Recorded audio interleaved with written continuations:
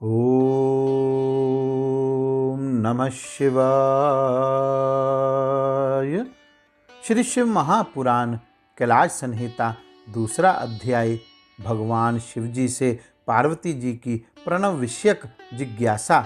व्यास जी बोले, हे ब्राह्मणों, परम सौभाग्यशाली आप लोगों ने यह बहुत अच्छी बात पूछी है, क्योंकि प्रणवार्थ को प्रकाशित करने वाला शिव ज्ञान सर्वथा दुर्लभ है।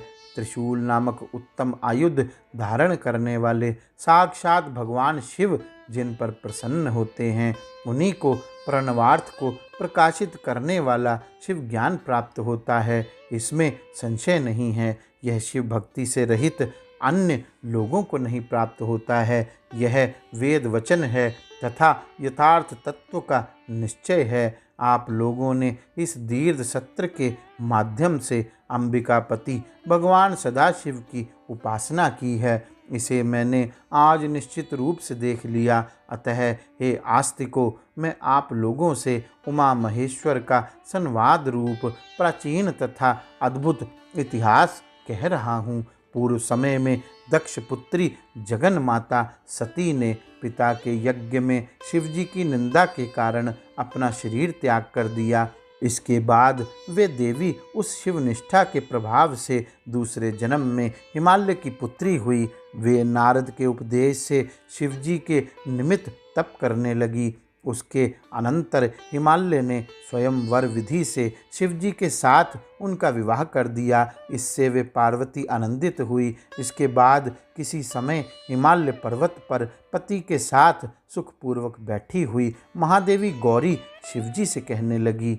महादेवी बोली, हे भगवन, हे परमेश्वर, हे पंचकृत्य विधायक, हे सर्वज्ञ, हे भक्ति सुलभ, हे परम अमृत स्वरूप, मैंने आपकी निंदा होने के कारण पूर्व जन्म में दक्ष पुत्री का शरीर त्याग कर इस समय हिमालय की पुत्री के रूप में जन्म लिया है। हे परमेशान, हे महेश्वर, अब कृपा पूर्वक मुझे मंत्र दीक्षा विधि से विशुद्ध आत्म तत्व में सदा के लिए स्थित कीजिए। इस प्रकार जब देवी ने चंद्रभूषण सदाशिव जी से प्रार्थना की, तब वे प्रसन्न मन से देवी से कहने लगे।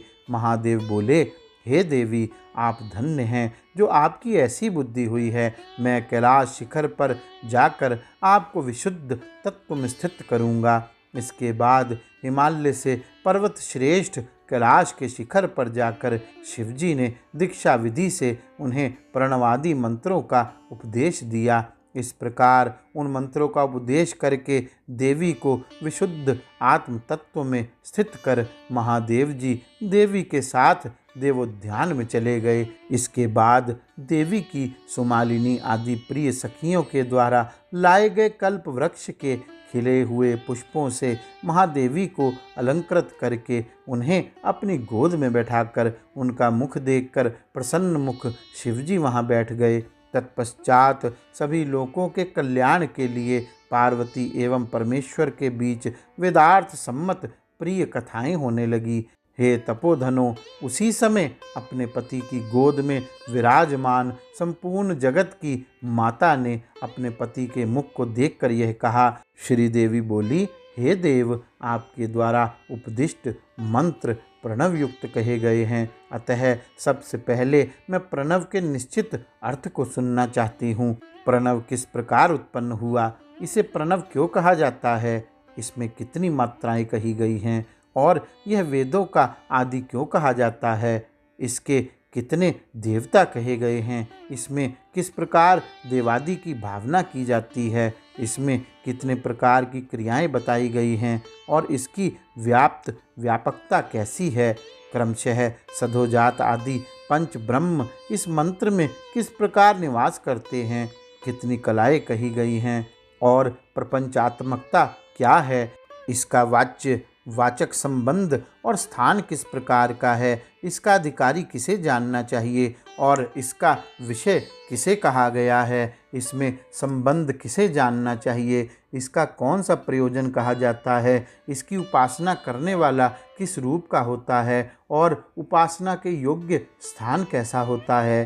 हे प्रभु, इसकी उपास्य वस्तु किस प्रकार की है? इसकी उपासना करने वालों का फल क्या होता है, इसकी अनुष्ठान विधि क्या है, इसका पूजन का स्थान क्या है, हे हर पूजा में मंडल कैसा हो, इसके ऋषि आदि कौन हैं, इसमें न्यास तथा जप की विधि क्या है और पूजा विधि का क्रम क्या है।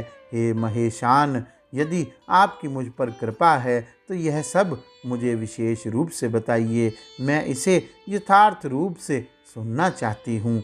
देवी के द्वारा इस प्रकार पूछे जाने पर भगवान चंद्रभूषण उन महेश्वरी की प्रशंसा करके कहने लगे, गौरी शंकर भगवान की जय। ओम नमः शिवाय।